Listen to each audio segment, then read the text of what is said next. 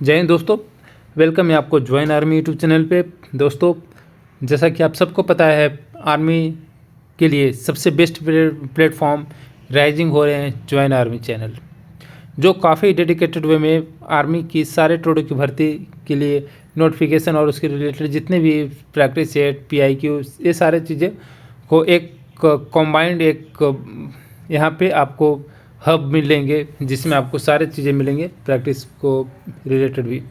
तो दोस्तों, बता दूं कि जो भी भाई आर्मी नर्सिंग असिस्टेंट की तैयारी कर रहे हैं, प्लीज़ हमारे चैनल से जुड़कर अपनी तैयारी को बूस्ट करें। और क्योंकि मैं इसलिए बता रहा हूं कि हमारे चैनल दे रहे हैं आपको 100% सटीक गाइडेंस, और इसके रिलेटेड नर्सिंग के रिलेटेड या फिर आर्मी मेडिकल कोर के रिलेटेड काफ़ी एग्जैक्ट तैयारी कराया रही है और काफ़ी एग्जैक्ट रिजल्ट मिलेंगे आपको 100% श्योरिटी के साथ।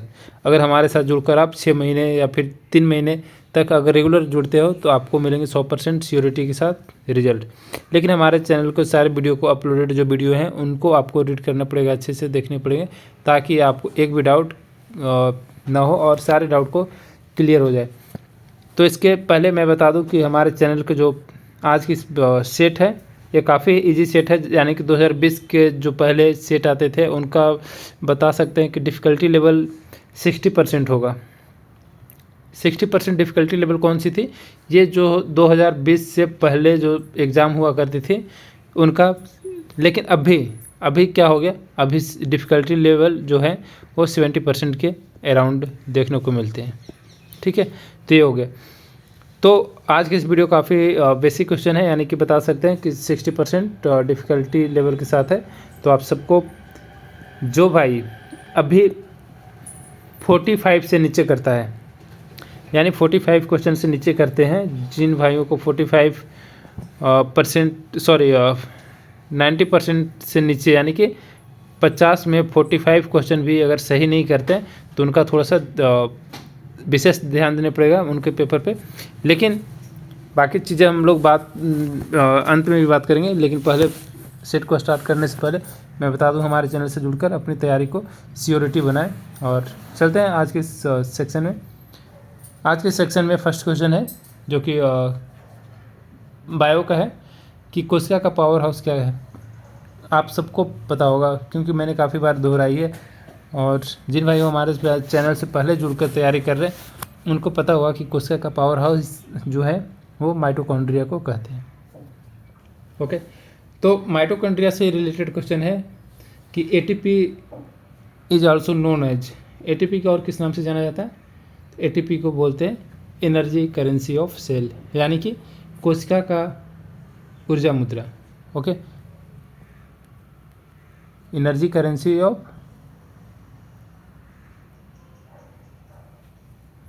Of cell. ठीक है, ये हो जाएंगे आंसर। तो ये है ATP is also known as, यानी कि एडिशन ट्राइफॉस्फेट को एक और नाम से जाने जाते हैं, वो है एनर्जी करेंसी ऑफ सेल। ठीक है, कोशिका का ऊर्जा मुद्रा। फिर इसी के रिलेटेड क्वेश्चन एक भी आया है कि कोशिका कौन सा कोशिकांग कोशिका की क्रियाओं को नियंत्रित करता है? तो जो न्यूक्लियस है, यानी कि नाभिक जो है वो कोशिकांग कोशिका की क्रियाओं को नियंत्रित करता है। तो ये हो जाएंगे इसका आंसर। ओके, तो इसी के रिलेटेड दो हम लोग क्वेश्चन करें कि ATP को और क्या किस नाम से जाना जाता है और कौन सा कोशिकांग कोशिका की क्रियाओं को नियंत्रित करता है। तो वैसे ही क्वेश्चन हम लोग डिस्कस करते चलेंगे एक के रिलेटेड, जितने भी इसके रिलेटेड जितने भी जो कि आर्मी में पूछे गए हैं, तो सारे क्वेश्चन को भी हम लोग कवर करते चलेंगे ताकि आपको एक भी क्वेश्चन मिस ना हो। ओके, और आपका स्कोर अच्छा हो, यानी कि बाकी कैंडिडेट से 20% एक्स्ट्रा आपका स्कोर लाने की 100% गारंटी है अगर हमारे चैनल की सारे वीडियो अपलोडेड देख रहे हैं तो।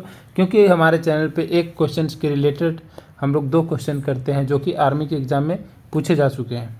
ओके, तो ये सारे क्वेश्चन हम लोग अच्छे से डिस्कस करते हैं, ब्रीफली डिस्कस करते हैं, ताकि आपको एक भी क्वेश्चन मिस ना हो। फिर अगला क्वेश्चन चलते हैं। अगला क्वेश्चन क्या है?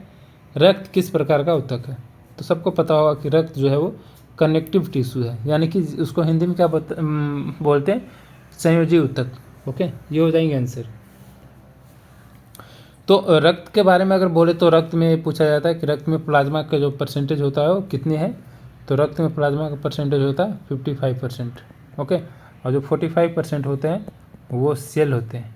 ओके, जिसमें RBC WBC ये सब सारे आ जाते हैं। RBC WBC प्लेटलेट, ओके, ये सब आ जाते हैं सेल में। ओके, तो बता दो कि इसके रिलेटेड और क्या क्वेश्चन आएंगे। इसके रिलेटेड एक क्वेश्चन आएंगे कि जो लिगामेंट होता है, यानी कि लिगामेंट किसको एक मतलब किस चीज़ों को कनेक्ट करती है, यानी किन दो चीज़ों को एक दूसरे में कनेक्ट करती है। तो जो लिगामेंट होता है वो बोन टू बोन कनेक्ट होती है। Okay, bone to bone connect होती है। तो एक होता है लिगामेंट, ठीक है, एक होता है क्या, लिगामेंट होता है, एक क्या होता है, एक होता है टेंडन, ठीक है, एक होता है टेंडन। तो लिगामेंट क्या है, लिगामेंट कनेक्ट करती है बोन टू बोन को, और टेंडन क्या कनेक्ट करती है वो मैं बता देता हूँ। टेंडन कनेक्ट करती है बोन टू लिगामेंट, ठीक है, बोन टू लिगामेंट कनेक्ट करती है। ये हो जाएंगे आंसर। तो एक और क्वेश्चन आए हैं जो कि काफ़ी अच्छे क्वेश्चन है कि रक्त प्लाज्मा में मुख्यतः क्या होते हैं। तो रक्त प्लाज्मा, जो रक्त प्लाज्मा होते हैं उसमें मुख्यतः यानी कि कॉमन चीज़ें क्या होती है, तो उसमें होती है कॉमन चीज़ें जल, ठीक है, वाटर, जिसे हम लोग जल कहते हैं। तो ये सारे क्वेश्चन जो बेसिक क्वेश्चन है वो आर्मी के GD में भी पूछे गए हैं काफ़ी बार, और नर्सिंग के भी एग्ज़ाम में पूछे जाते हैं ये सारे क्वेश्चन। तो मैं उन सारे क्वेश्चन को रिलेटेड यानी कि उन सारे क्वेश्चन को ही डिस्कस करता हूँ जो कि आर्मी में पूछे जा चुके हैं पहले, और पूछने की काफ़ी संभावना जताई जाती है। तो ये सारे क्वेश्चन को हम लोग एक सेट में, यानी कि एक सेट में डेली हम लोग 50 क्वेश्चन के अकॉर्डिंग उसके रिलेटेड जितने भी टॉपिक हैं उसको हम लोग कवर करते हैं। फिर अगला क्वेश्चन देखते हैं। अगला क्वेश्चन क्या है, इंसुलिन जो है, आप सबको पता होगा इंसुलिन किसके द्वारा स्रावित होता है। तो इंसुलिन जो है वो पैंक्रियाज, ठीक है, पैंक्रियाज यानी कि अग्न्यास है, जिसको हिंदी में क्या बोलते हैं, अग्न्यास है। तो पैंक्रियाज द्वारा ये स्रावित होता है इंसुलिन। ओके, तो इंसुलिन जो है, इंसुलिन का और क्या, इंसुलिन का क्या रोल क्या है, हमारे बॉडी में क्या रोल है इंसुलिन का। तो हमारे बॉडी में इंसुलिन का होता है कि जो, यानी कि आपने सुना होगा कि जो डायबिटीज़ जो होते हैं, डायबिटीज़ का जो पेशेंट होते हैं उनको किस चीज़ की डिफिशियंसी यानी कि किस चीज़ की कमी के कारण ये मधुमेह होता है, यानी कि डायबिटीज़ होता है।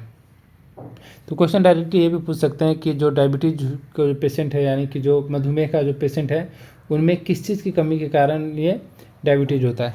तो ये जो इंसुलिन है ना, इंसुलिन जो हार्मोन है, इसी के यानी बोल सकते हैं इसी के कम सिक्रेशन के द्वारा या फिर न सिक्रेशन हो रहा है, इसके द्वारा हमारे बॉडी में क्या होता है, डायबिटीज़ होता है। ओके, डायबिटीज़ होते हैं। तो होता क्या है इसमें कि जो हमारे बॉडी में डायबिटीज़ होते हैं, तो यानी कि जो जब भी शुगर लेवल, डायबिटीज़ कब होंगे, जब शुगर लेवल हाई होंगे, ठीक है, शुगर लेवल जब हाई होंगे तो डायबिटीज़ होंगे, ठीक है।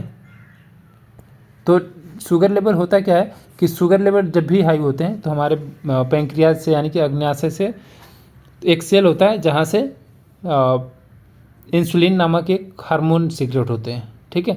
तो जब हार्मोन क्या होता है, हार्मोन सीक्रेट होकर हमारे बॉडी यानी कि हमारे ब्लड स्ट्रीम में आती है, हमारे ब्लड के साथ कनेक्ट होकर, और क्या करते हैं, ये कनेक्ट करके और जो शुगर लेवल है उसको डाउन करने लगती है। तो ये रोल करती है इंसुलिन। तो इसीलिए हमारे बॉडी में जो डायबिटीज़ है, यानी कि जो शुगर है, यानी शुगर पेशेंट को बाहर से हम लोग इंजेक्शन के थ्रू हम लोग इंसुलिन देते हैं, ठीक है। तो ये चीज़ें होती है जिसके कारण जो ब्लड शुगर लेवल है वो कंट्रोल होते हैं। तो इसके रिलेटेड एक और क्वेश्चन ये है कि जो इंडोक्राइन ग्लैंड है वो कौन सी है, ठीक है। जितने भी इंडोक्राइन ग्लैंड होता है, एक होता है ग्लैंड, कितने तरह का होता है, जो ग्लैंड है वो 2 तरह के होते हैं। एक इंडोक्राइन ग्लैंड होते हैं ठीक है। एंडोक्राइन ग्लैंड होता है एक, और एक एक्सोक्राइन ग्लैंड होते हैं, ठीक है। एक एंडोक्राइन और एक एक्सोक्राइन ग्लैंड होते हैं। तो जो पैंक्रियाज है हमारे बॉडी में, जो पैंक्रियाज है, पैंक्रियाज क्या है, ये दोनों काम करता है, एक्सोक्राइन भी करता है और एंडोक्राइन भी करता है। ओके, तो ये हो जाएंगे इसका और तो क्वेश्चन ये आते हैं, क्वेश्चन एक बार आ भी चुके हैं कि अंतःस्रावी यानी कि जो एंडोक्राइन ग्लैंड है वो उसमें क्या होते हैं। तो जितने भी एंडोक्राइन ग्लैंड होते हैं, यानी कि जो ये ग्लैंड है एंडोक्राइन ग्लैंड, इसमें क्या होता है, डक्टलेस होते हैं, ठीक है। डक्टलेस यानी इसमें क्या होता है, इसमें डक्ट नहीं होते हैं। ओके, इसमें डक्ट नहीं होते हैं, ये डायरेक्ट जाकर ब्लड स्ट्रीम में जाकर अपने जो हार्मोन्स होते हैं उसको सिक्रेट करते हैं। ओके, तो ये होते हैं इसका फंक्शन, यानी कि पैंक्रियाज का फंक्शन। ओके, फिर चलते हैं अगला क्वेश्चन पे। अगला क्वेश्चन क्या है, रक्त का सामान्य पीएच मान क्या है। जो रक्त का सामान्य पीएच मान है वो कितना है ये बताना है। तो रक्त का सामान्य पीएच मान कितना होता है, 7.4। ओके, तो इसको बोल सकते हैं कि ये एसिडिक है या बेसिक है। तो मैंने काफ़ी बार बता चुका हूँ कि जितने भी पीएच मान 7 का इक्वल है वो क्या होंगे, न्यूट्रल, ठीक है, न्यूट्रल होंगे। यानी न्यूट्रल का मतलब क्या होता है, उदासीन।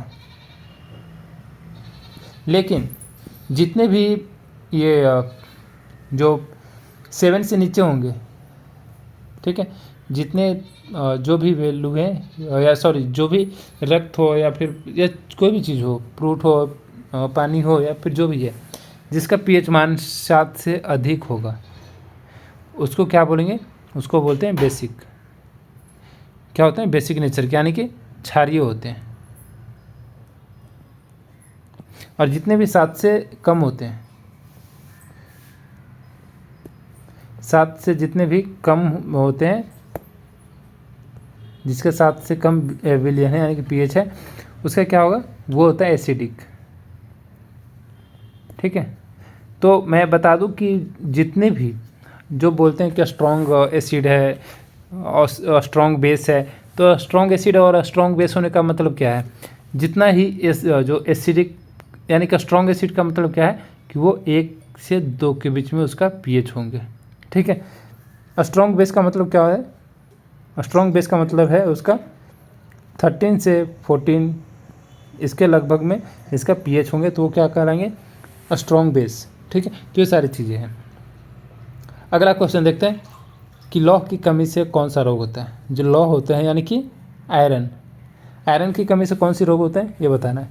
आयरन की कमी से हमेशा एनीमिया होता है, जो कि बोल सकते हैं ब्लड की कमी से, ठीक है। तो ब्लड में क्या है, ब्लड में आयरन ही तो है, जिसे हम लोग बोलते हैं हीम प्लस क्या होता है, आयरन। जो ब्लड होते हैं वो किससे, 2 चीज़ों से मिलकर बने होते हैं। ये होता है हीम प्लस ग्लोबिन, ठीक है। तो हीम क्या है, हीम आयरन है, और ग्लोबिन क्या है, ग्लोबिन प्रोटीन है। आपने सुना होगा एल्बुमिन और ग्लोबुलिन, ठीक है। तो ग्लोबिन क्या है, ग्लोबिन एक प्रोटीन है। तो आयरन जो है एनीमिया किसके कारण से होता है, आयरन के डिफिशियंसी के कारण। ओके, तो ये चीज़ें आप याद रखना। अगला क्वेश्चन में चलते हैं कि तंत्रिका तंत्र की क्रियात्मक इकाई क्या है। जो तंत्रिका तंत्र का यानी कि नर्वस सिस्टम है, उसका क्रियात्मक इकाई क्या है, यानी कि फंक्शनल यूनिट क्या है, ये पूछ रहे हैं। तो इसका आंसर क्या होगा, इसका आंसर होगा न्यूरॉन, ठीक है। न्यूरॉन जो है वो तंत्रिका तंत्र की फंक्शनल यूनिट है। फिर इसके रिलेटेड क्वेश्चन क्या आएंगे ये देखते हैं। इसके रिलेटेड क्वेश्चन ये आएंगे कि प्रतिवर्त, जो प्रतिवर्त क्या मतलब क्या होता है, रिफ्लेक्ट, ठीक है। यानी कि रिफ्लेक्स जो होते हैं, रिफ्लेक्स एक्शन यानी कि प्रतिवर्त क्रिया नियंत्रित किसके द्वारा होती है। तो जो प्रतिवर्त यानी कि रिफ्लेक्स एक्शन जो होता है वो किसके द्वारा कंट्रोल होता है, वो होता है स्पाइनल कोड के द्वारा, ठीक है। किसके द्वारा होता है, स्पाइनल कोड के द्वारा। तो ये हो जाएंगे आंसर। सेकंड क्वेश्चन ये भी आएंगे कि न्यूरॉन को लंबा भाग क्या कहलाता है? तो जो न्यूरॉन होते हैं उसका लंबा भाग क्या कहलाएगा? वो कहलाता है एक्सॉन। ओके, तो ये चीज़ें आप याद रखना, क्योंकि कभी क्वेश्चन में पूछ भी सकता है कि न्यूरॉन को लंबा भाग को क्या कहते हैं, तो वो बोलेंगे एक्सॉन। ठीक है, ये हो जाएंगे ऑप्शन आंसर। अगला क्वेश्चन देखते हैं। अगला क्वेश्चन क्या है? विटामिन सी के रासायनिक नाम क्या है? ओके, तो विटामिन सी के रासायनिक नाम, ये तो भूलने की बात ही नहीं है। विटामिन सी के रासायनिक नाम क्या है? एस्कॉर्बिक एसिड, यानी कि एस्कॉर्बिक अम्ल। ओके, तो एस्कॉर्बिक एसिड जो होता है उसका, इसके रिलेटेड अगर क्वेश्चन और देखें तो क्या होंगे? तो क्वेश्चन जो पूछे जाते हैं आर्मी के एग्ज़ाम में या जो पूछे गए हैं वो मैं बता रहा हूँ कि विटामिन ए का जो होता है रासायनिक नाम वो क्या है? तो वो होंगे रेटिनॉल। ठीक है, विटामिन ए का रेटिनॉल। एंड क्वेश्चन ये भी आते हैं, क्वेश्चन काफ़ी बार पूछे गए कि रतौंधी किसकी कमी से होती है? तो रतौंधी जो होता है यानी कि नाइट ब्लाइंडनेस, वो विटामिन सी की कमी से होता है, सॉरी विटामिन ए की कमी से होता है। जो रतौंधी होती है वो विटामिन ए की कमी से होता है।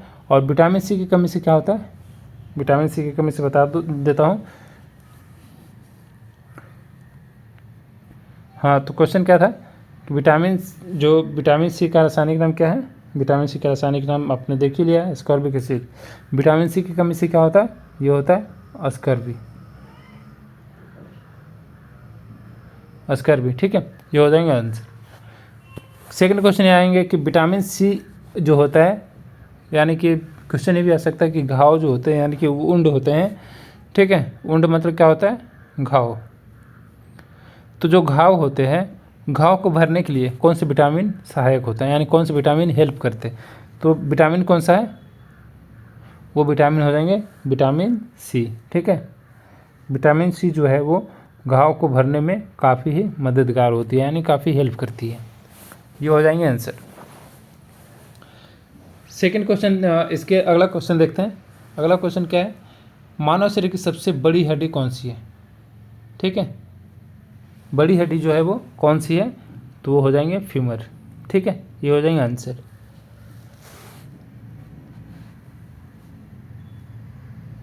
तो क्वेश्चन भी आते हैं कि अगर इसके रिलेटेड अगर क्वेश्चन करें तो क्वेश्चन क्या आएंगे कि वयस्क मानव यानी कि जो एडल्ट ह्यूमन है उसमें कुल हड्डियों की संख्या कितनी होगी?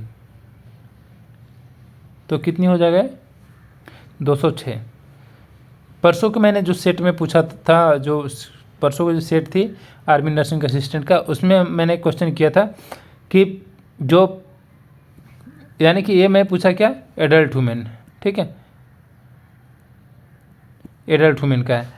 परसों मैंने पूछा था कि जो न्यू बोर्न बेबी होती है, न्यू बोर्न बेबी जो होते हैं उसमें हड्डी की संख्या कितनी होती है? तो उसमें हड्डियों की संख्या होती है 300। ठीक है, 300 हड्डियों की संख्या होती है किसमें? न्यू बोर्न बेबी में। ओके, तो ये चीज़ें आप याद रखना।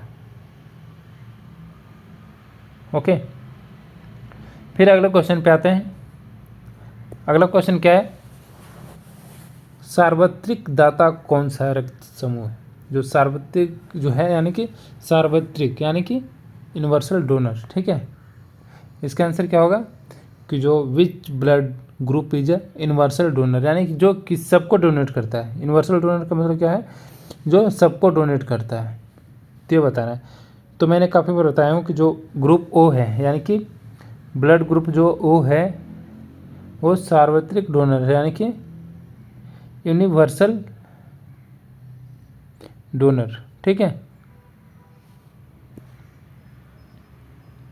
यूनिवर्सल डोनर है। तो हाँ, ब्लड ग्रुप कौन सी है? ओ। हम लोग ए बी की बात करें तो ए बी जो ब्लड ग्रुप है,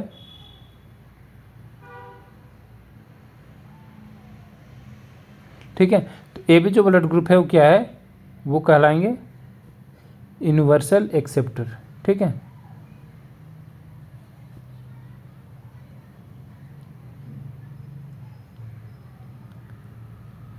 यूनिवर्सल एक्सेप्टर।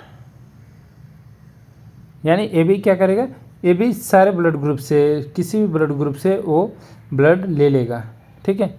लेकिन ओ जो है वो किसी भी ब्लड ग्रुप को वो डोनेट कर सकता है। तो ये हो जाएंगे इसका आंसर। और सार्वत्रिक ब्लड जो दाता कौन सा है वो है ग्रुप ओ, ठीक है। ये हो जाएगा आंसर। अगला क्वेश्चन देखते हैं कि डीएनए मुख्य रूप से कहाँ पाए जाते हैं। जो डीएनए होते हैं वो मुख्य रूप से कहाँ पाए जाते हैं, तो वो होते हैं नाभिक में, यानी कि जो कोशिका की यानी कि सेल का न्यूक्लियस होता है उसमें क्या पाया जाता है, डीएनए पाया जाता है। डीएनए का फुल फॉर्म मैंने बताया था, उसका डीएनए का फुल फॉर्म क्या है, वो हो जाएंगे डीऑक्सीराइबो न्यूक्लिक एसिड। और डीएनए से रिलेटेड एक और क्वेश्चन था जो काफ़ी पॉपुलर क्वेश्चन था कि जो आनुवंशिक जो चीज़ें हैं, यानी कि जो जेनेटिक जो चीज़ें हैं, यानी कि मदर से फादर में, जो मदर और फादर से बच्चे में जो आते हैं वो किसके थ्रू आता है, तो जो डीएनए है, डीएनए के थ्रू ही हमारे जो पेरेंट होते हैं, यानी कि जो मदर फादर होते हैं, उनसे चीज़ें जो जेनेटिक चीज़ें होती है वो हमारे बॉडी में आती है। तो ये सारी चीज़ें डीएनए ही कैरी करता है। ओके, अगला क्वेश्चन देखते हैं।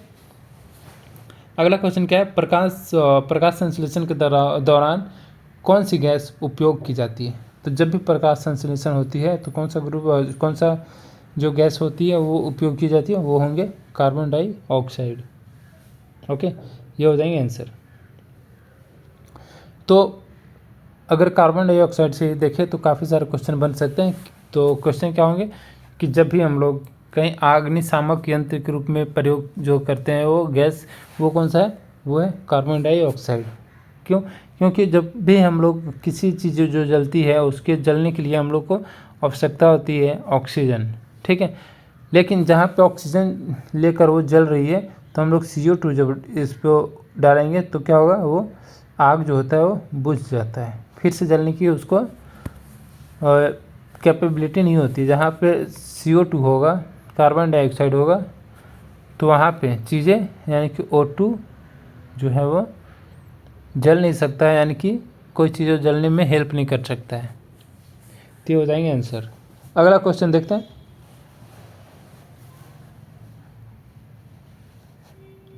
खसरा किसके कारण होता है। जो खसरा होता है यानी कि मिजल्स होता है वो किसके कारण होता है, ठीक है। तो जो खसरा होती हैं वो होते हैं वायरस, ठीक है। एक वायरस है जिसके कारण मिजल्स होते हैं। इसके लिए बचपन में एक टीका लगता था पहले, MMR, ठीक है, मिजल्स, ठीक है, मिजल्स,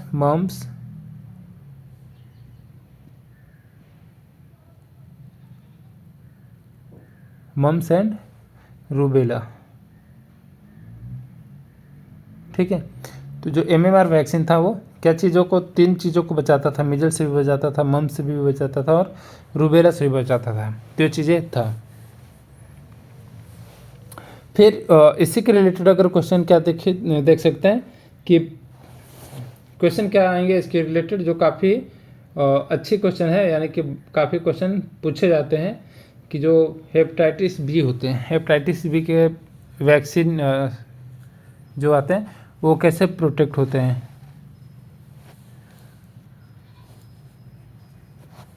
सपोज दैट किसी पेशेंट को हेपेटाइटिस है, ठीक है, हेपेटाइटिस बी है। या फिर क्वेश्चन ये भी पूछे जाते हैं कि जो क्वेश्चन दे देंगे कि हेपेटाइटिस ए, ठीक है, हेपेटाइटिस ए हो गया, हेपेटाइटिस बी हो जाएंगे, हेपेटाइटिस सी हो जाएंगे और हेपेटाइटिस डी हो जाएंगे, ठीक है। तो इसमें से पूछेगा कि हेपेटाइटिस वो कौन सा हेपेटाइटिस है जो कंटामिनेटेड वाटर से फैलता है, ठीक है। तो इनमें से कौन सा हेपेटाइटिस है जो कंटामिनेटेड वाटर से फैलता है, तो इसका आंसर क्या हो जाएगा, हेपेटाइटिस ए, हेपेटाइटिस ए और हेपेटाइटिस ई, ठीक है। ये दोनों हेपेटाइटिस ऐसे हैं जो कंटामिनेटेड फूड और वाटर से फैलते हैं, ठीक है। ये हो जाएंगे इसका आंसर। फिर चलते हैं अगला क्वेश्चन।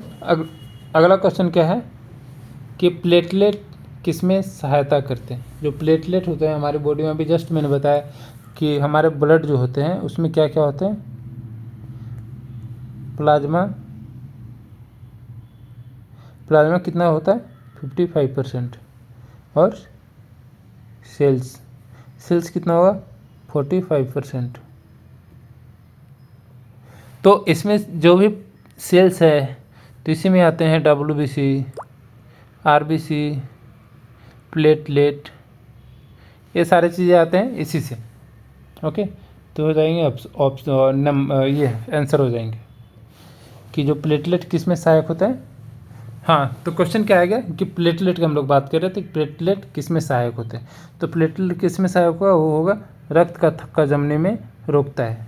ओके, ये हो जाएंगे इसका आंसर।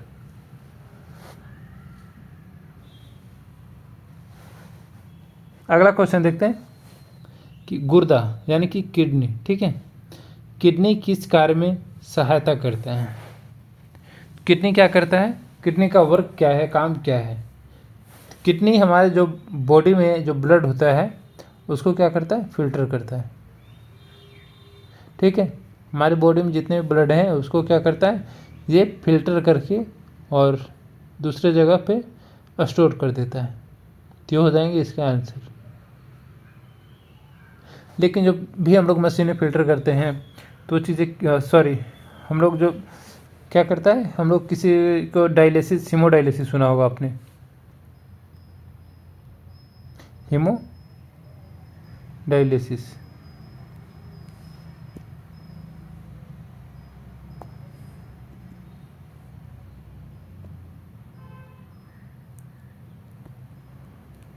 हीमोडायलिसिस तो यह क्या होता है, एक कृत्रिम है, कृत्रिम रूप से, यानी कि आर्टिफिशियल वे में, आर्टिफिशियल रूप में हम लोग क्या करते हैं, ब्लड को फिल्टर करते हैं। लेकिन ये जो है हमारी किडनी होती है हमारे बॉडी में, क्या करता है, ये भी यानी कि जो हमारी बॉडी में भगवान ने दिया है उसी के रूप में हम लोग क्या करता है, ये बॉडी में हम लोग जो हमारे किडनी होता है वो ब्लड को स्मूथली फिल्टर करते रहता है। ठीक है, लेकिन अगर हमारी किडनी सब खराब हो जाते हैं, किडनी लिवर ये सब खराब हो जाता है, तो उसमें क्या करता है, डॉक्टर बाहरी से हीमोडायलिसिस के थ्रू क्या करता है, हमारी बॉडी को जितने ब्लड है उसको फिल्टर करते रहता है। तो अगला क्वेश्चन चलते हैं कि घेंघा किसकी कमी से होता है। ठीक है, ये सारे क्वेश्चन काफ़ी जी है, यानी बोले तो 60% भी मेरे अकॉर्डिंग नहीं है, 60% भी थोड़ी सी उसकी टफनेस हो जाती है, लेकिन ये 60% भी क्वेश्चन जो डिफ़िकल्टी लेवल है वो नहीं दिख रहे हैं। तो ये हो जाएंगे आंसर, क्या होगा, घेंघा किसकी बीमारी, जो यानी कि घेंघा इंग्लिश में क्या बोलते हैं, गोइटर बोलते हैं। तो गोइटर किसके कमी से होता है, तो वो होंगे आयोडीन। ठीक है, आपने टाटा का जो साल्ट होता है वो देखा होगा कि उसमें लिखा होता है आयोडीन युक्त। ठीक है, आयोडीनाइज। ठीक है, ये हो जाएंगे आंसर। फिर इसके रिलेटेड क्वेश्चन क्या आएंगे, इसके रिलेटेड क्वेश्चन हम लोग देख सकते हैं कि जो हमारे बॉडी में क्या होता है, गोइटर किसके कमी से होता है, गोइटर जो होता है वो काउज करता है किसके डिफिशियंसी से, वो होता है आयोडीन की डिफिशियंसी से। ठीक है, तो आयोडीन हमारे बॉडी में कैसे पाया जाता है, आयोडीन हमारे बॉडी में मिलता है साल्ट के थ्रू। तो जब भी आपने पैक पे देखा होगा वो लिखा होता है कभी कि आयोडीन युक्त। ठीक है, तो ये चीज़ें होती है, आयोडीन युक्त ऐसे करके लिखा होता है। अगला क्वेश्चन चलते हैं कि ऑक्सीजन का परमाणु क्रमांक क्या है। जो ऑक्सीजन है उसका परमाणु क्रमांक कितना है, तो आंसर क्या होंगे, उसका आंसर हो जाएगा 8। ठीक है, 8 हो जाएंगे ऑक्सीजन का परमाणु क्रमांक, तो हो जाएंगे आंसर। तो इसी के रिलेटेड और क्या क्वेश्चन आने की संभावना है कि हाइड्रोजन का परमाणु क्रमांक क्या है। तो हाइड्रोजन का जो होते हैं, ये तो ऑक्सीजन का मैंने पूछा कि परमाणु क्रमांक कितना है, 8। अगर हम लोग हाइड्रोजन का पूछें, ठीक है, हाइड्रोजन का पूछे तो हाइड्रोजन का परमाणु क्रमांक कितना होगा, वो हो जाएगा 1। ठीक है, ये हो जाएंगे आंसर। क्वेश्चन भी आएंगे कि परमाणु क्रमांक क्या दर्शाता है। तो जो परमाणु क्रमांक होता है, ये जो परमाणु क्रमांक है वो क्या दर्शाता है, ये प्रोटॉनों की संख्या को दर्शाता है।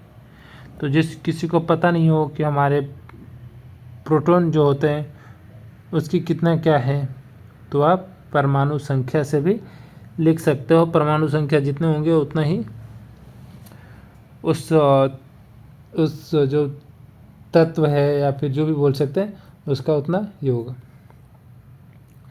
तो परमाणु संख्या क्या दर्शाने का, वो दर्शाएगा जो प्रोटॉनों की संख्या होता है वो दर्शाता है। तो अगर परमाणु संख्या आपका 5 है तो प्रोटॉनों की संख्या कितना होगा, प्रोटॉन की संख्या भी 5 हो जाएंगे। तो ये हो जाएगा आंसर।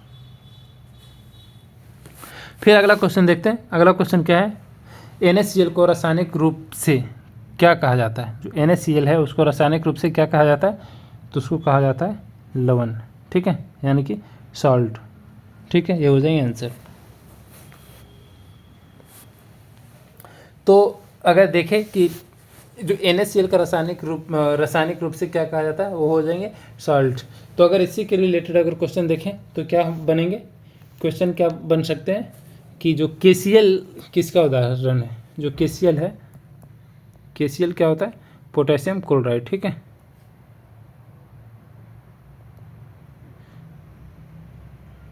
ठीक है, पोटेशियम क्लोराइड। तो जो KCl है किसका उदाहरण है, तो KCl भी है वो लवण और सॉल्ट, ठीक है, लवण बोले या सॉल्ट दोनों एक ही चीज़ है। तो ये भी KCl जो भी है वो लवण एंड सॉल्ट का एग्जाम्पल है, ठीक है, ये हो जाएंगे आंसर। सेकंड क्वेश्चन इसके रिलेटेड अगर देखें तो क्वेश्चन क्या आएंगे कि लवण किसकी अभिक्रिया से बनता है, तो ये अम्ल और यानी कि एसिड प्लस बेस, ठीक है। जब भी रिएक्शन करते हैं तो हमारे बॉडी में क्या करता है, लवण को फॉर्मेशन करता है, ठीक है, यानी कि सॉल्ट का फॉर्मेशन करता है, यानी कि उसका जो रिजल्ट होगा वो क्या हो जाएगा, उसका रिजल्ट होगा वो सॉल्ट होगा, ठीक है, यानी कि लवण होगा। ये हो जाएंगे आंसर। ओके, फिर अगला क्वेश्चन देखते हैं। अगला क्वेश्चन क्या है, कार्बन की संयोजकता क्या है। जो कार्बन है यानी कि जो कार्बन है उसकी वैलेंसी कितना है, यानी कि संयोजकता कितनी है, तो ये हो जाएगा आंसर। और ये हो जाएगा, तो इसमें कितना आंसर क्या होगा, कार्बन की संयोजकता होती है कितनी, तो आंसर क्या होगा, आंसर हो जाएगा 4, यानी कि कार्बन की जो वैलेंसी होती है उसका 4 वैल्यू होता है, ठीक है, ये हो जाएंगे आंसर। तो इसी के रिलेटेड अगर क्वेश्चन देखें कि ऑक्सीजन का जो होता है संयोजकता वो कितना होता है, तो ऑक्सीजन का होता है संयोजकता 2, ठीक है, ऑक्सीजन का 2 होता है। कार्बन का कितना होता है संयोजकता, कार्बन की होती है संयोजकता 4, ओके, 4 हो जाएंगे संयोजकता, और ऑक्सीजन का 2।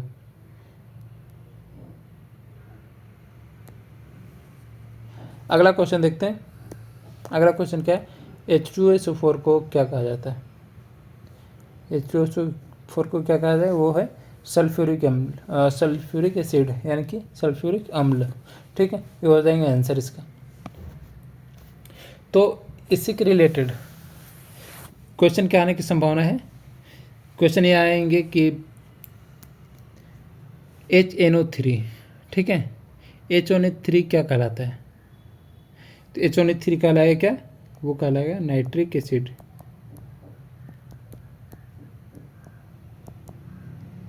ठीक है, ये हो जाएंगे आंसर। HNO3 नाइट्रिक एसिड कहलाएंगे। फिर इसके रिलेटेड क्वेश्चन क्या देखेंगे कि CH3COOH क्या है, जो इसका यानी कि रासायनिक नाम क्या है, तो CH3 मैं बोर्ड पे लिख देता हूँ,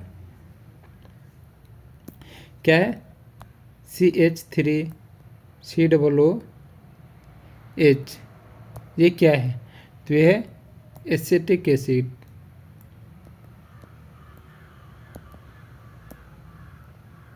ठीक है, क्या है ये, एसिटिक एसिड, ये हो जाएंगे आंसर। फिर अगला क्वेश्चन देखते हैं, क्विक लाइम, क्विक लाइम क्या है। क्विक लाइम के बारे में मैंने काफ़ी बार पहले भी बता दिया हूँ। तो जो कैल्शियम ऑक्साइड है CaO, उसको क्या कहते हैं, क्विक लाइम, ठीक है, इसे बुझा हुआ चूना भी कहते हैं, ओके, तो हो जाएंगे आंसर इसका। तो इसके रिलेटेड और क्या क्वेश्चन आने की संभावना है वो देखेंगे।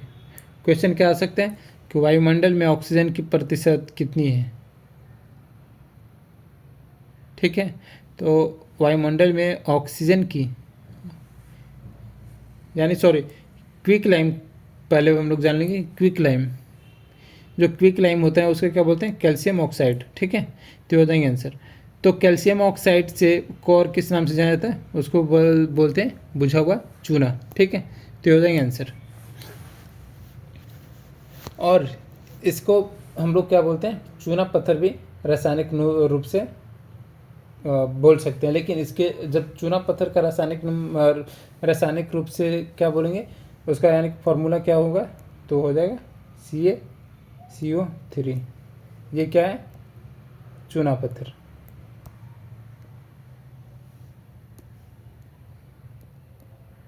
ठीक है, ये है चूना पत्थर CaCO3 यानी कि कैल्शियम कार्बोनेट। ठीक है, और ये क्या है? CO calcium oxide. ये हो जाएंगे आंसर इसका। अगला क्वेश्चन देखते हैं। अगला क्वेश्चन क्या है? वायुमंडल में सबसे अधिक गैस कौन सी है, वो बताना है। तो वायुमंडल में अगर बात करें तो सबसे अधिक गैस वो है, क्या होंगे? आप सबको पता होना चाहिए, और मैंने काफ़ी बार बताया भी था कि ऑक्सीजन में जो है, सॉरी वायुमंडल में है जो सबसे ज़्यादा नाइट्रोजन गैस है। ओके, तो ऑक्सीजन का पहले जानेंगे। ऑक्सीजन है कितना? 21%, और नाइट्रोजन कितना है? 78%। ये हो जाएंगे वायुमंडल में सबसे अधिक गैसों की संख्या, यानी कि नाइट्रोजन है 78% और ऑक्सीजन है 21%। अगला क्वेश्चन देखते हैं। अगला क्वेश्चन क्या है? 7 से कम क्या दर्शाता है? मैंने अभी जस्ट बताया 5 मिनट पहले कि 7 से कम क्षार दर्शाता है।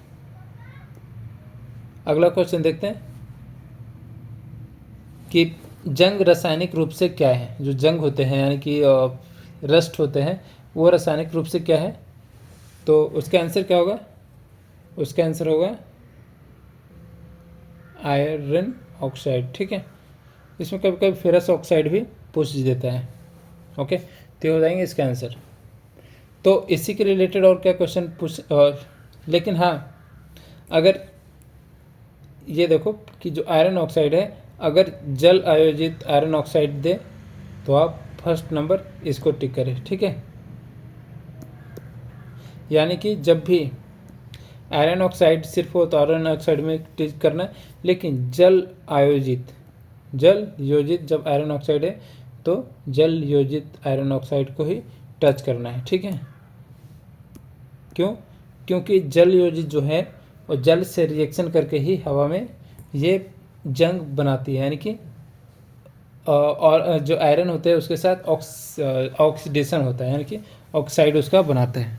ठीक है, ये हो जाएंगे आंसर।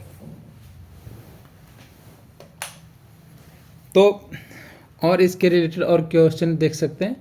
क्वेश्चन क्या होंगे कि जंग लगने के लिए आवश्यक क्या है?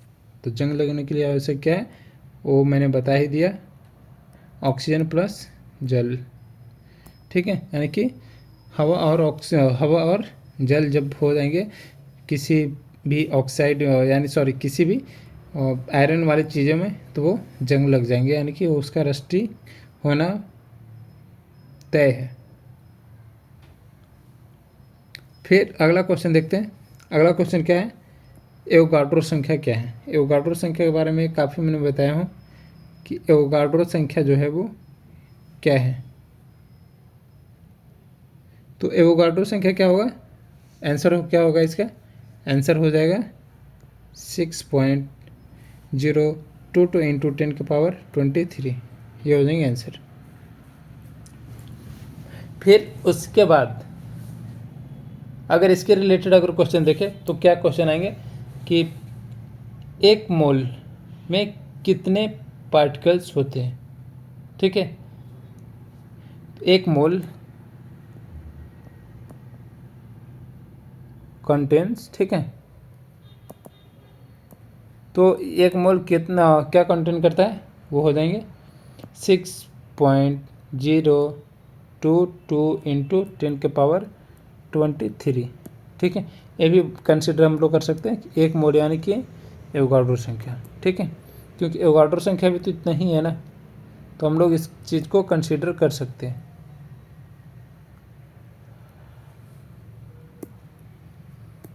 फिर इसी के रिलेटेड अगला क्वेश्चन क्या देखेंगे कि एवोगाड्रो संख्या संबंधित है किससे, तो वो है मोल का कॉन्सेप्ट से, कॉन्सेप्ट, ठीक है, जो मोल का कॉन्सेप्ट है उससे संबंधित है। ओके, तो ये चीज़ें आप याद रखना। नेक्स्ट क्वेश्चन क्या है, एलपीजी मुख्यतः किससे बना होता है। जो एलपीजी होता है यानी कि लिक्विड पेट्रोलियम गैस होता है वो किसके बने होता है, तो आंसर क्या आएंगे इसका, आंसर हो जाएंगे इसका प्रोपेन एंड ब्यूटेन। ठीक है, जो एलपीजी है वो प्रोपेन एंड ब्यूटेन से बना होता है, यानी कि उस दोनों चीज़ों को कंटेन होता है। ये हो जाएंगे आंसर इसका। तो अगला क्वेश्चन देखते हैं। अगला क्वेश्चन क्या है, विद्युत अपघटन किस प्रकार का परिवर्तन है। जो विद्युत अपघटन यानी कि इलेक्ट्रोलाइसिस होती है, तो वो किस प्रकार के परिवर्तन है। तो मैंने पहले बताया था कि जो भौतिक परिवर्तन है, जो भौतिक परिवर्तन है वो क्या होता है, वो एक बार आने के बाद दूसरी बार भी आने की उम्मीद है, लेकिन मतलब एक बार एक रूप में आ गया तो दूसरी बार भी उसी रूप में आने की संभावना है, यानी कि निश्चित रूप से वो आएगी। लेकिन रासायनिक परिवर्तन में ऐसा नहीं होता है। रासायनिक परिवर्तन में ऐसा नहीं होता, जो चीज़ें एक बार चेंज हो गया वो, यानी जो रिएक्शन एक बार हो गया वो फिर दोबारा रिएक्शन में नहीं आ सकता।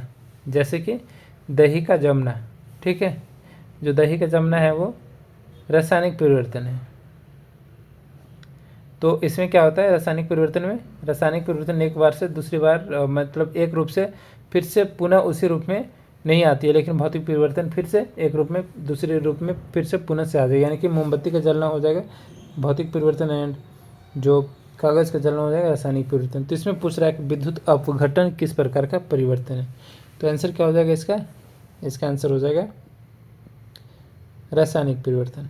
ठीक है, क्या है, रासायनिक परिवर्तन है विद्युत अपघटन। ओके, ये हो जाएंगे इसका आंसर। फिर इसी के रिलेटेड अगर इस अगले क्वेश्चन देखेंगे। इसका अगला क्वेश्चन क्या है, नियॉन क्या है। नियॉन क्या है वो देखेंगे कि नियॉन अगर बोले तो ये एक प्रकार का क्या है, निष्क्रिय गैस, यानी कि एक ये नोबल गैस है। पहले भी मैंने बताया था कि नियॉन जो है वो नोबल गैस है। लेकिन अगर नियॉन के रिलेटेड अगर क्वेश्चन आने की संभावना होगी तो किस टाइप्स का क्वेश्चन आएंगे, तो क्वेश्चन ये आएंगे कि हीलियम जो उपयोग होता है किसके लिए वो उपयोग होता है। जो हीलियम गैस है सबसे हल्की गैस है हीलियम, ठीक है, इसको हम लोग गुब्बारे में भी भरते हैं।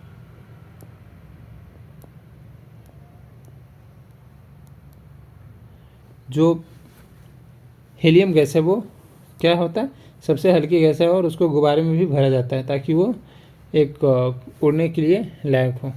ठीक है, ये हो जाएंगे आंसर। फिर इसके रिलेटेड अगर सेकंड क्वेश्चन देखें तो इसके रिलेटेड सेकंड क्वेश्चन ये होंगे कि 1 मोल विलियन का अर्थ क्या है। तो 1 मोल, इसको मिटाकर बताता हूँ।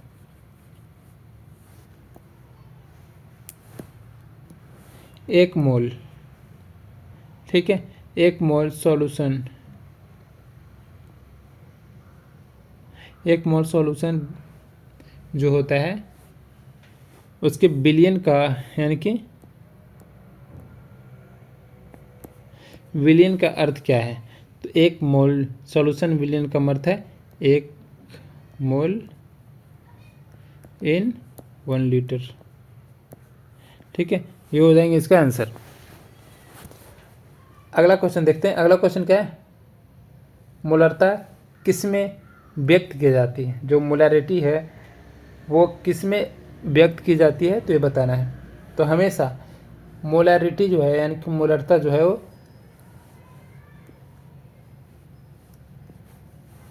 मोल पर लीटर में व्यक्त की जाती है। ठीक है, ये हो जाएगा इसका आंसर। तो इसके रिलेटेड और क्या क्वेश्चन पूछने की संभावना है, तो क्वेश्चन यही हो जाएंगे कि मोलरता का जो मोलरता है, मोलरता का सूत्र क्या हो जाएगा, मोल डिवाइडेड बाई क्या, वॉल्यूम। ठीक है, लेकिन वॉल्यूम किस में होगा, वॉल्यूम होगा लीटर में। ठीक है, ये हो जाएगा इसका आंसर। अगला क्वेश्चन देखते हैं, ऑक्सीकरण का अर्थ क्या है। मैंने काफ़ी बार बताया, यानी कि लगभग मैंने सारे सेट में ऑक्सीकरण का अर्थ क्या है उसको कवर किया हो, चाहे वो अल्टरनेट क्वेश्चन हो या चाहे वो मेन क्वेश्चन हो। इसके रिलेटेड मैंने 2 क्वेश्चन में, एक क्वेश्चन यानी एक सेट में 1 बार 2 बार ज़रूर मैं जिक्र किया हूँ। तो क्वेश्चन क्या है कि ऑक्सीकरण का अर्थ क्या है। ऑक्सीकरण का अर्थ होता है ऑक्सीजन की प्राप्ति,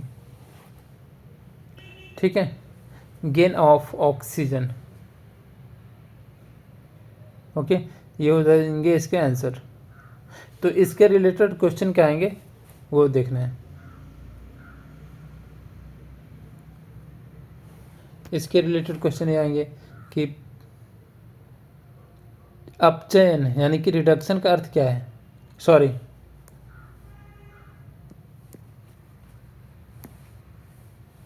इसका आंसर क्या होगा। ऑक्सीकरण का अर्थ क्या होता है, ऑक्सीजन की हानि, ठीक है, यानी ऑक्सीडेशन में मतलब होगा ऑक्सीजन की हानि यानी कि लॉस ऑफ ऑक्सीजन। लेकिन जब भी हम लोग रिडक्शन की बात करें तो इसमें होगा ऑक्सीजन की प्राप्ति, ठीक है, ये इसका आंसर है। तो इसके रिलेटेड क्वेश्चन भी आते हैं कि रिडक्शन का मतलब क्या होता है। तो अपचयन, जो अपचयन का अर्थ क्या होता है, इलेक्ट्रॉनों की प्राप्ति, जो होता है इलेक्ट्रॉन की प्राप्ति होता है। ओके, तो अगर फाइनल हम लोग बोले कि ऑक्सीकरण का अर्थ क्या है, तो ऑक्सीकरण का अर्थ होगा ऑक्सीजन की प्राप्ति, ठीक है। लेकिन इसी चीज़ में अगर क्वेश्चन ये आ जाएंगे कि अपचयन का अर्थ क्या होगा, तो अपचयन का अर्थ होता है इलेक्ट्रॉन की प्राप्ति, ठीक है। अपचयन का अर्थ क्या होगा,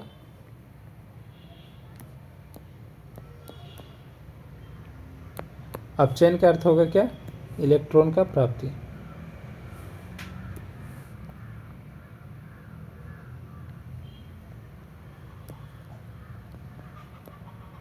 ठीक है, ये हो जाएगा आंसर। अगला क्वेश्चन देखेंगे।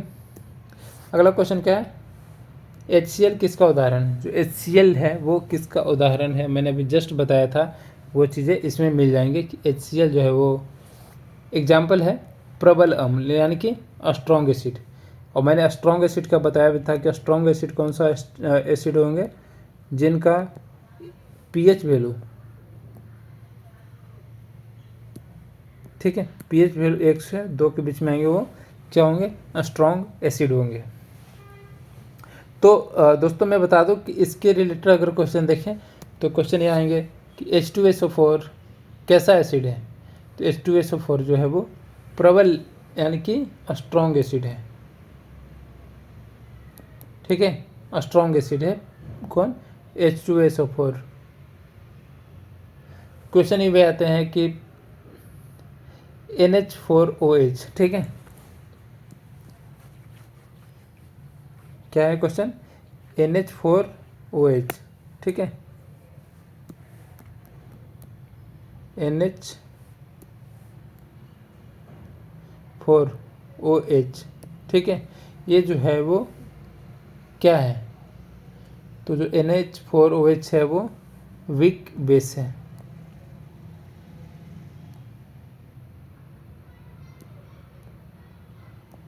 ओके। NH4OH क्या है, वीक बेस है यानी कि कमज़ोर क्षार है, ये हो जाएगा इसका आंसर। अगला क्वेश्चन देखेंगे, शक्ति का एसआई मात्रक क्या है। शक्ति यानी कि पावर का एसआई यूनिट क्या है, उसका आंसर क्या होगा, पावर का एसआई यूनिट हो जाएगा कार्य, सॉरी, पावर का एसआई यूनिट क्या है, पावर का एसआई यूनिट हो जाएगा, ठीक है, वाट, ठीक है। लेकिन अगर क्वेश्चन ये आ जाए कि शक्ति जो होता है, शक्ति बराबर क्या होता है, तो शक्ति बराबर होगा कार्य डिवाइडेड बाय समय, ठीक है, ये हो जाएगा इसका आंसर, कार्य डिवाइडेड बाय समय। तो क्वेश्चन ये भी आएंगे कि 1 हॉर्स पावर बराबर कितना होता है। तो 1 हॉर्स पावर बराबर यानी कि HP बराबर क्या होगा, 746 वाट, ये हो जाएंगे इसका आंसर।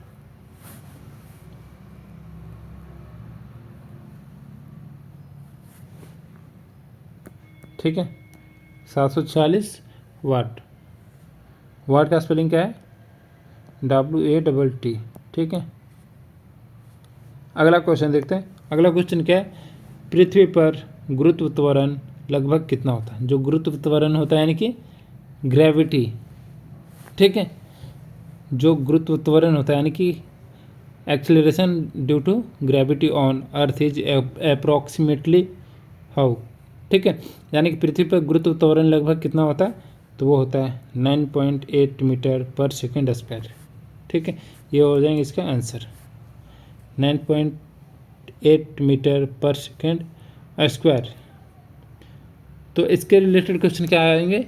वो हो जाएंगे कि चंद्रमा पर जी का मान कितना होता है? तो चंद्रमा पर जी का मान होता है 1.6 मीटर पर सेकेंड। ठीक है, इसमें भी स्क्वायर होगा पर सेकेंड स्क्वायर। ये हो जाएंगे इसका आंसर 1.8 मीटर पर सेकेंड स्क्वायर। अगला क्वेश्चन देखेंगे, प्रतिरोध की एसआई यूनिट क्या है? जो प्रतिरोध होता है यानी कि रेजिस्टेंस होता है उसका एसआई यूनिट क्या है? तो उसका आंसर क्या होगा? उसका आंसर हो जाएगा ओम। ठीक है, ओम जो है वो प्रतिरोध का एसआई यूनिट है। तो इसी के रिलेटेड अगर क्वेश्चन और देखें तो क्या हो जाएंगे आंसर? इसके रिलेटेड क्वेश्चन देखते हैं कि प्रतिरोध जो है वो मापा जाता है, किस में मापा जाता है? ये जो प्रतिरोध का एसआई यूनिट क्या है? ओम। ठीक है, अगर क्वेश्चन ये आ गया कि प्रतिरोध किस में मापा जाता है तो इसका आंसर हो जाएगा ओम मीटर। ठीक है, ओम मीटर में प्रतिरोध को मापा जाता है। तो इसी के रिलेटेड एक और क्वेश्चन ये है कि प्रतिरोध का सूत्र क्या है? तो प्रतिरोध का जो है, प्रतिरोध का सूत्र क्या है? आंसर क्या हो जाएंगे इसका? प्रतिरोध का सूत्र होता है V/I। ठीक है, यानी कि वोल्ट बाई। ठीक है, ये हो जाएंगे इसका आंसर।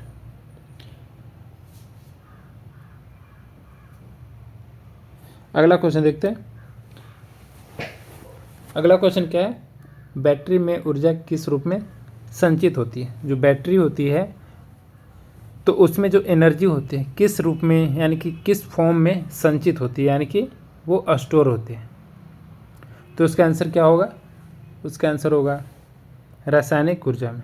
ठीक है, तो जब भी बैटरी में कोई भी ऊर्जा जो ऊर्जा होती है बैटरी में, तो वो किस रूप में स्टोर होता है? वो होता है रासायनिक ऊर्जा में स्टोर होता है, रासायनिक ऊर्जा के रूप में।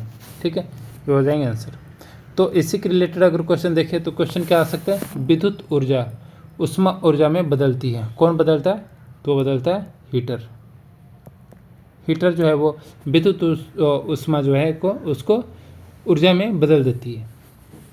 सेकंड क्वेश्चन ये भी हो सकते हैं कि ऊर्जा की इकाई क्या है? तो वो हो जाएगा जूल। जो ऊर्जा का इकाई होता है वो होता है जूल। ये हो जाएंगे इसका आंसर। ठीक है, अगला क्वेश्चन देखते हैं। अगला क्वेश्चन क्या है? गति को किस प्रकार परिभाषित किया जाता है? जो गति हो यानी कि जो स्पीड है उसको किस भाषा में यानी कि किस प्रकार से परिभाषित किया जाएगा? तो इसका आंसर क्या होगा? इसका आंसर हो जाएगा दूरी बटा समय, यानी कि जो गति बराबर क्या होगा? दूरी बटा समय। ये हो जाए इसका आंसर। अगला क्वेश्चन देखिए। अगला क्वेश्चन क्या है? यहाँ से मैथ का सेक्शन आया जिसमें हम लोग 5 क्वेश्चन करेंगे। ठीक है, मैथ का क्वेश्चन क्या है कि 500 का 20% क्या है? ठीक है, 500 का 20% कितना होगा? तो इसका आंसर बताना है।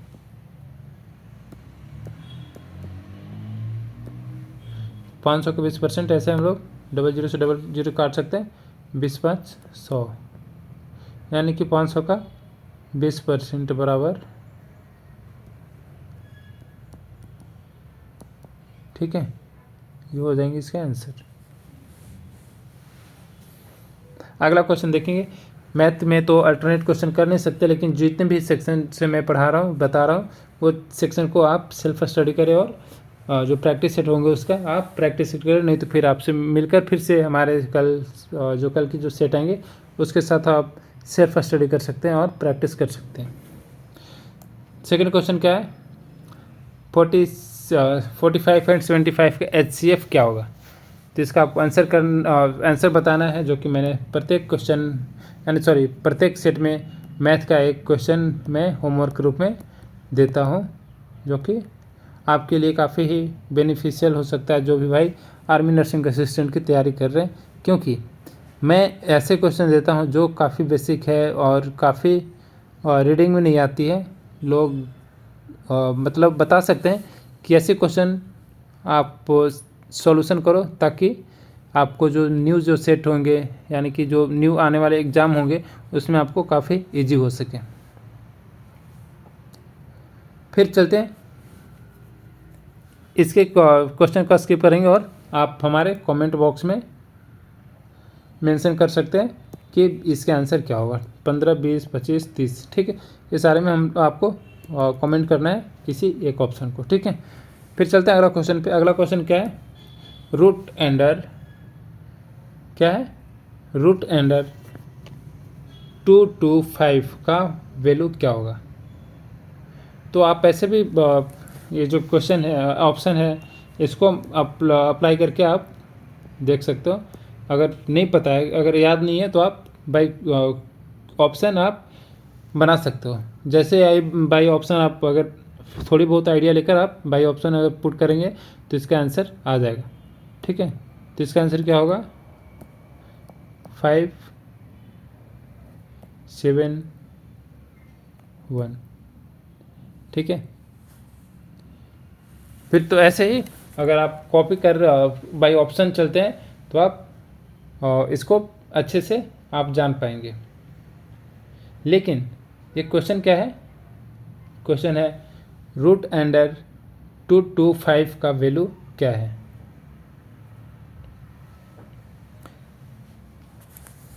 ठीक है, तो ऐसे सारे क्वेश्चन ऐसे ही आएंगे, कोई भी क्वेश्चन टफ नहीं होंगे, ठीक है।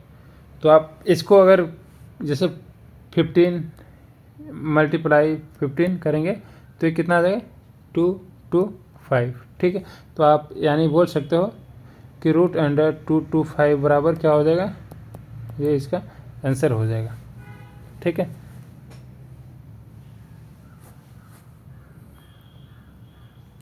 फिर चलते हैं अगले क्वेश्चन की ओर।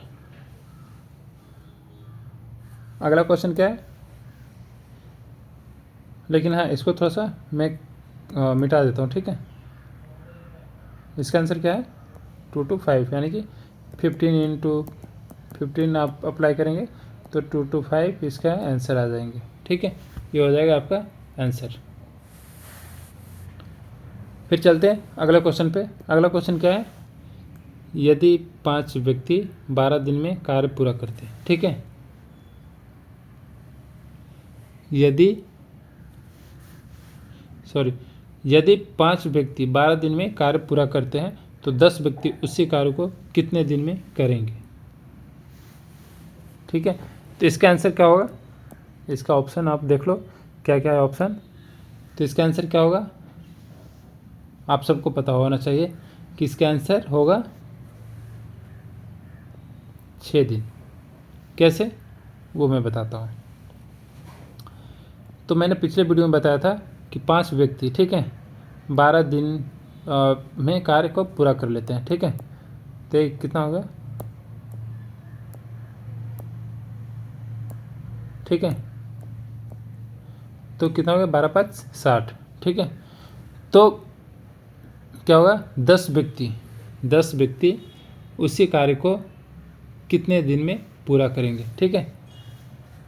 तो इसका हो जाएगा 10 व्यक्ति उसी कार्य को, यानी कि हम लोग ऐसे कर सकते हैं 60 / 10, ठीक है। तो हो जाएगा बराबर कितना हो जाएगा, 6, ठीक है। तो इसका ऑप्शन क्या होगा, इसका आंसर क्या होगा, 6 दिन, ठीक है। ठीक है, 6 दिन में ये पूरा कार्य कर लेंगे, यानी कि 10 व्यक्ति उसी कार्य को 6 दिन में पूरा कर लेंगे। ये हो जाएगा इसका आंसर। तो काफ़ी इजी क्वेश्चन है ये सब। फिर अगला क्वेश्चन देखते हैं। अगला क्वेश्चन क्या है, 2000 पर 5% वार्षिक दर से 2 वर्ष का साधारण ब्याज कितना होगा। तो इसको आपको फार्मूला पे क्या करना है, पुट नहीं करना है। क्यों? क्योंकि एक तो काफ़ी इजी है। क्योंकि ये क्या है, ये पूछ रहा है वार्षिक जो साधारण ब्याज पूछ रहा है, ठीक है। तो 2000 पर यानी कि अमाउंट कितने हैं, अमाउंट है 2000, 5% की वार्षिक दर से 2 वर्ष का। तो 2 वर्ष का वार्षिक दर से अगर पूछ रहा है साधारण ब्याज, तो आप 2 वर्ष का ऐसे बोल सकते हैं ना, 5, 1 साल 5 हो गया और दूसरी साल 5 हो गया, यानी कि टोटल कितना हो जाएगा 10%। तो आप 2000 यानी कि 2000 पर 10% भी निकाल दोगे ना, तो इसका आंसर आ जाएगा, ठीक है। तो इसका आंसर कितना हो जाएगा 200, ये हो जाएगा इसका आंसर, ठीक है। यानी कि 200 रुपया इसका साधारण ब्याज हो, जो साधारण ब्याज यानी कि सिंपल इंटरेस्ट कितना होगा 200 रुपया, ठीक है। तो इतने इजी जो है मैथ आएंगे। फिर चलते हैं यहाँ से, जीके का सेक्शन स्टार्ट हो गया। यहाँ से हम लोग जीके पढ़ेंगे, यानी कि जनरल नॉलेज को पढ़ेंगे। तो जो जीके का क्वेश्चन हो गया वो हम लोग देखेंगे। जीके का क्वेश्चन क्या है कि भारत का संविधान कब अंगीकृत किया गया। अंगीकृत का मतलब क्या होगा, एडॉप्टेड किया गया, यानी कि एडॉप्ट किया। इंडिया क्या किया, अंगीकृत किया, यानी कि एडॉप्ट किया है, ठीक है। तो इसका आंसर क्या होगा कि भारत का जो संविधान कब एडॉप्ट किया गया था। एडॉप्ट थोड़ा सा इजी लैंग्वेज लग रहा है, ये अंगीकृत जो है वो काफ़ी हिंदी हो जाएंगे। तो कब एडॉप्ट किया भारतीय संविधान को, उसका आंसर क्या होगा, उसका आंसर हो जाएगा 26 नवंबर 1949 को, ठीक है। 26 नवंबर 1949 को क्या किया गया था, भारतीय संविधान को अंगीकृत किया गया था, यानी कि एडॉप्ट किया गया था। तो अगर इसी के रिलेटेड एक और क्वेश्चन है कि एडॉप्ट तो कर लिया है, ठीक है, एडॉप्ट कर लिया 26 नवंबर 1949 को, लेकिन जो भारत का जो संविधान हुआ था वो लागू कब हुआ था। तो लागू पूछ लिया तो वो हो जाएंगे 26 जनवरी 1950 को, यानी कि जब रिपब्लिक डे था, ठीक है। रिपब्लिक डे को भारत का जो संविधान है वो उस दिन लागू किया गया था, यानी कि कॉन्स्टिट्यूशन ऑफ इंडिया में वो आ चुका था, ठीक है।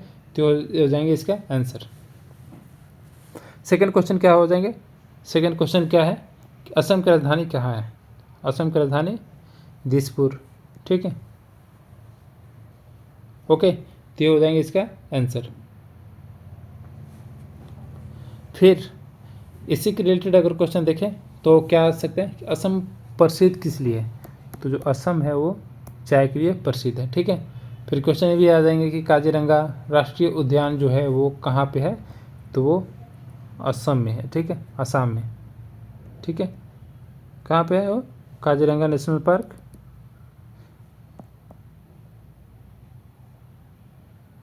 ठीक है, वो काजीरंगा नेशनल पार्क है आसाम में। ये हो जाएंगे इसका आंसर। तो इसके रिलेटेड 2-3 क्वेश्चन हम लोग देख लिए। अगला क्वेश्चन देखेंगे कि भारतीय सेना दिवस कब मनाया जाता है। जो भारतीय सेना यानी कि Indian army day is celebrated on which date. तो इसमें डेट बताना है। तो इसका जस्ट हम लोग 2 महीना 2.5 महीना पहले हम लोग क्या किए, सॉरी 1.5-2 महीना पहले हम लोग क्या किए, भारतीय सेना दिवस मनाया है, यानी कि 15 जनवरी को भारतीय सेना दिवस सेलिब्रेट किया जाता है, ओके। ये हो जाएंगे इसका आंसर। तो इसी के रिलेटेड और क्वेश्चन हम लोग ये भी पूछ सकते हैं, एग्जाम में ये भी पूछा जा सकता है कि भारतीय नौसेना दिवस कब मनाया जाए। तो भारतीय नौसेना दिवस हमेशा प्रत्येक एवरी ईयर 4 दिसंबर को मनाया जाता है, ठीक है। 4 दिसंबर को सेलिब्रेट किया जाता है। अगर वायुसेना यानी कि एयरफोर्स डे बोले तो वो हो जाएंगे 8 अक्टूबर, ठीक है। तो आर्मी, एयरफोर्स, ठीक है, आर्मी, एयरफोर्स और नेवी, ये तीनों का सेलिब्रेशन इस डेट को किया जाता है। तो ये चीज़ें आप याद रखना, ये सारे बेसिक चीज़ें जीडी के भी क्वेश्चन में काफ़ी बार पूछे गए हैं और नर्सिंग का एग्ज़ाम में तो पूछे ही जाते हैं। तो काफ़ी बेसिक क्वेश्चन है, कभी भी पूछ सकता है, ठीक है। अगला क्वेश्चन देखिए कि भारत की सबसे लंबी नदी कौन सी है। जो भारत की सबसे लंबी नदी है वो है गंगा नदी, ठीक है। ये हो जाएंगे इसका आंसर। गंगा कहाँ से निकलती है, तो निकलती है गंगोत्री हिमनद, ठीक है, गंगोत्री हिमनद से ये गंगा नदी निकलती है। क्वेश्चन ये भी आ जाएंगे कि गोदावरी को क्या कहा जाता है, तो दक्षिण का गंगा कहा जाता है, ठीक है, दक्षिण का गंगा कहा जाता है किसको, गोदावरी को, ठीक है। ये हो जाएंगे इसका आंसर। अगला क्वेश्चन देखते हैं, आईएनएस विक्रमादित्य, ठीक है, आईएनएस विक्रमादित्य जो है वो क्या है, ठीक है। तो आईएनएस विक्रमादित्य एक आप बता सकते हो कि एक तरह का एक विमान वाहक पोत है, यानी कि एयरक्राफ्ट कैरियर है, ओके। तो इसी के रिलेटेड अगर क्वेश्चन पूछे कि आईएनएस विक्रांत जो है वो क्या है, तो वो भी विमान वाहक पोत है। तो चाहे वो आईएनएस विक्रांत पूछ दे या फिर आईएनएस विक्रमादित्य पूछ दे, ये दोनों क्या है, ये दोनों है विमान वाहक पोत, ठीक है। ये हो जाएंगे इसका आंसर। सेकंड क्वेश्चन ये भी देख सकते हैं कि भारतीय नौसेना का मुख्यालय कहाँ है, तो ये है न्यू दिल्ली में, ठीक है। अगला क्वेश्चन देखते हैं, अनुच्छेद 370 किस राज्य से संबंधित है। एक तो ये तो क्वेश्चन बच्चा भी बता देगा, ठीक है, जो थोड़ी सी अवेयर है। क्यों, क्योंकि ये अनुच्छेद 370 काफ़ी फेमस अनुच्छेद है। बाकी कोई अनुच्छेद कोई जाने या ना जाने, लेकिन अनुच्छेद 370 सबको पता है कि जम्मू कश्मीर से रिलेटेड है, ठीक है। तो इसके रिलेटेड क्वेश्चन ये आ जाएंगे कि अनुच्छेद 370 हटाया कब गया था, तो 2019 में अनुच्छेद 370 हटाया गया था, ठीक है। सेकंड क्वेश्चन ये भी आ जाएंगे कि जम्मू कश्मीर केंद्र शासित प्रदेश बना कब बना, तो जब अनुच्छेद 370 हटाया गया था तो उसी टाइम यानी कि 2019 में जम्मू कश्मीर केंद्र शासित प्रदेश बना था, ओके। ये हो जाएंगे इसका आंसर। अगला क्वेश्चन देखते हैं, WHO का मुख्यालय कहाँ है, यानी कि WHO का फुल फॉर्म अगर देखें तो क्या होंगे, ये हो जाएंगे वर्ल्ड हेल्थ ऑर्गेनाइजेशन, ठीक है। तो क्वेश्चन क्या है, head quarter of WHO located at which country और विच प्लेस, ठीक है। तो इसका आंसर क्या हो जाएंगे, इसका आंसर हो जाएगा जिनेवा, ठीक है। जिनेवा में क्या है, WHO का मुख्यालय स्थित है।